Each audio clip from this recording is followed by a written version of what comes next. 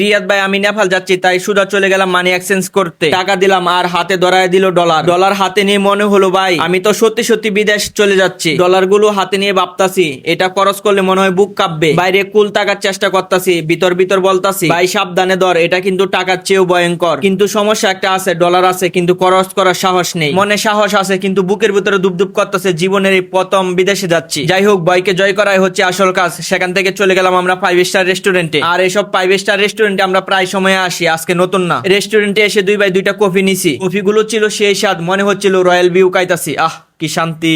সেখান থেকে চলে গেলাম রিয়াদ ভাইয়ের ভিডিও শুট করার জন্য। রাজীব ভাই রিয়াদ ভাই ছবি মাথাত নিয়ে বলতেছে আজকে রিয়াদ ভাইকে মাথাত নিয়ে ফেলছি। আমি তো ভাই হাসতে হাসতে শেষ, পাগলে কয় কি রিয়াদ ভাইকে বলি মাথাত নিয়ে ফেলছে। রাজীব ভাই বলে আমি তো পুরাই মাইকেল হয়ে গেছি, মাথায় সানগ্লাস, চোখে ক্যাপ, নিজেকে হিরো হিরো লাগতাছে। আমি বললাম চাপা মারা বন্ধ করো, চলো চলো আসো ভিডিও শুট করা লাগবে, রিয়াদ ভাই দাঁড়িয়ে আছে আমাদের জন্য। আবারও রাজীব ভাই রিয়াদ ভাই ছবিটা মাথাত নিয়ে ফেললো, বলতেছে এখন হাট মনে অন্দরামু। আমরা তো রুকাল গাড়ি দিয়ে চলাফেরা করি না, তাই প্রাইভেট জেটে উঠে পড়লাম। আর এইসব প্রাইভেট জেট দিয়ে আমরা নতুন চলাফেরা করি না, প্রায় সময় আমরা এইসব প্রাইভেট জেট দিয়ে চলাফেরা করি। প্রাইভেট জেট থেকে নেমে রিয়াদ ভাইয়ের সাথে দেখা হয়ে গেল। আমি রিয়াদ ভাইকে বলতেছিলাম ভাই এই ছবি দিয়ে আপনি কি ভিডিও বানাবেন। রিয়াদ ভাই উত্তরে বলল এই ছবিটা আমি একজন মানুষকে দিব, সে আমার এই ছবিটা নিয়ে অন্যান্য মানুষের কাছে যাবে। আমার ছবি দেখে আমাকে যতজন মানুষ চিনবে প্রতিজনের জন্য সে 200 টাকা করে পাবে। দেরি না করে রিয়াদ ভাই ভিডিও স্টার্ট করে দিল। সে একজন একজন করে সবার কাছে যাইতেছিল এবং তাকে 10 মিনিট সময় দিছিল। 10 মিনিটের ভিতরে সে মোট 35 জনের কাছে গেছে। 20 জন মানুষ রিয়াদ ভাইকে চিনছে আর 15 জন মানুষ রিয়াদ ভাইকে চিনে নাই। সেখান থেকে একটা জিনিস ধারণা পেলাম, বাংলাদেশে রিয়াদ ভাইকে 75% মানুষ